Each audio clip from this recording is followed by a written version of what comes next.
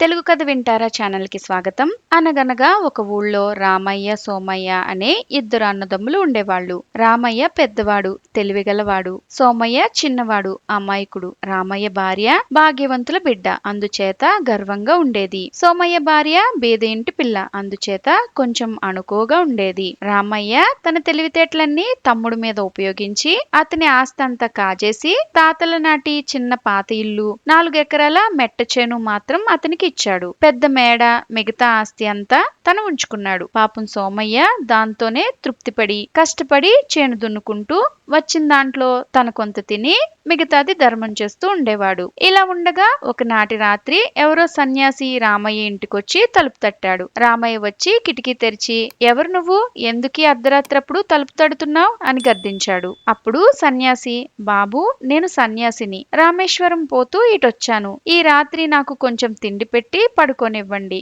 ఉదయాన్నే వెళ్ళిపోతాను అన్నాడు. ఏంటి, మా ఇంట్లో వల్లగాదు, పో పో, అదుగో ఆ ఎదురుగానే ఉన్నాడు షావుకారు, వాడి దగ్గరికి పో, దారిన ఏ సన్యాసి పోతున్నా పిలిచి అన్నం పెడతాడు అన్నాడు రామయ్య. యోగి పోయి సోమయ్య తలుపు తట్టాడు. సోమయ్య వచ్చి తలుపు తెరిచి సన్యాసిని ఇంట్లోకి తీసుకుపోయి భార్యతో చెప్పి అన్నం పెట్టించాడు. సన్యాసి భోజనం చేసిన తర్వాత సోమయ్య ఆయనకి పక్క వేసి అతను నిద్రపోయిందాకా విసురుతూ కూర్చున్నాడు. సన్యాసి హాయిగా నిద్రపోయి ఉదయాన్నే లేచి వెళ్లేటప్పుడు సోమయ్యను అతని భార్యను పిలిచి, మీకు 3 వరాలు ఇస్తాను, కోరుకోండి అన్నాడు. సోమయ్య, స్వామి నాకు నలుగురు ఇంటికొస్తే ఉండడానికి పెద్ద ఇల్లు, బీదలకి ఎంత ధర్మం చేయటానికైనా చాలినంత డబ్బు ఇవ్వండి, అది చాలు అన్నాడు. సోమయ్య భార్య, స్వామి నాకేమీ వద్దు, ఇతరులకు లేదనకుండా ధర్మం చేయడానికి నాకు బుద్ధి పుట్టించు అని 2వ వరం అడిగింది.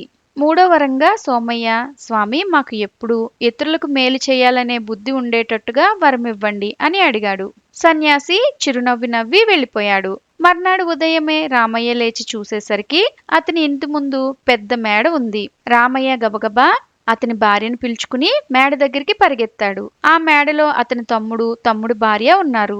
రామయ్య ఇది ఎలా వచ్చింది అని తమ్ముడిని అడిగాడు. సోమయ్య రాత్రి జరిగిందంతా పూసగుచ్చినట్లు చెప్పాడు. ఇక రామయ్య భార్యకి కడుపు ఉబ్బరం ఆగలేదు. భర్తని గుర్రం ఎక్కిపోయి సన్యాసిని పట్టుకుని రమ్మని బలవంత పెట్టింది. అతన్ని పిలుచుకొస్తే రాజులాగా చూస్తానని హామీ కూడా ఇచ్చింది.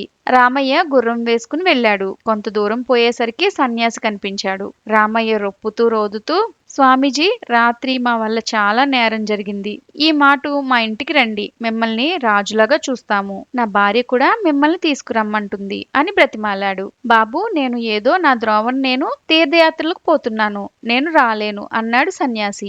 అలాగైతే ఎట్లా స్వామి, నా భార్య ఊరుకోదు, మీరు రాకపోతే కనీసం మా తమ్ముడికి ఇచ్చిన 3 వారాలైనా ఇచ్చి వెళ్ళిపోండి అన్నాడు రామయ్య. సన్యాసి రామయ్య వదలడని అనుకుని, సరేలే నీకు నువ్వు కోరుకున్న 3 కోరికలు సిద్ధిస్తాయి అన్నాడు. రామయ్య పట్టరాని సంతోషంతో గుర్రాన్ని మరీ వేగంగా పరిగెత్తిస్తూ ఇంటి వైపుకు బయలుదేరాడు. గుర్రం నోటి వెంట నొరగలు కక్కుతూ భూమి మీద కాళ్ళు ఆనకుండా దౌడు తీస్తున్నది. ఇంతలో రామయ్యకి ఒక దుర్బుద్ధి పుట్టింది. గుర్రం ఇంత త్వరగా పరిగెత్తుతున్నదే, ఒకవేళ చచ్చిపోతే ఎట్లాగా అనుకున్నాడు. అనుకోవడంతోటే గుర్రం డామ్మని కిందన పడి చచ్చింది. రామయ్య గుర్రంతో పాటు కింద పడ్డాడు. పడి లేచి దుమ్ము దులుపుకుని చచ్చిన గుర్రాన్ని చూసి విచారపడ్డాడు. అతనికి గుర్రాన్ని వదిలిపెట్టి వెళ్ళడానికి బుద్ధి పుట్టలేదు. అయినా ఏం చేస్తాడు, వెళ్ళక తప్పదు. గుర్రం చావనే చచ్చింది, ఈ జీను వదిలిపెట్టం ఎందుకా అని దాన్ని తీసుకుని నెత్తిన పెట్టుకుని బయలుదేరాడు. కొంత దూరం వెళ్లేసరికి అతనికి జీను బరువేసింది. పెళ్ళాం మాటలు విని ఇంత దూరం వచ్చినందుకు అతను విసుక్కుంటూ ఇలా అనుకున్నాడు, నన్ను యోగి కోసం పంపి తను హాయిగా ఇంటి దగ్గర కూర్చుంది, ఈ జీను దాని నెత్తున ఉంటే తెలిసేది నా కష్టం అని తనలో తానే అనుకున్నాడు. ఇతను అనుకోవడమే తడవుగా ఆ జీను మాయమైపోయింది. ఒకేసారి ఇతను అనుకోవడము ఆ జీను మాయమైపోవడము ఒకేసారి జరిగాయి. రామయ్య 3 2 వరాలు ఇలా ఊరికే పోగొట్టుకున్నాడు. కాళ్ళీడ్చుకుంటూ ఇంటికొచ్చాడు. ఇంట్లో అతని భార్య కూర్చుని ఉంది. ఆమె నెత్తి మీద జీను.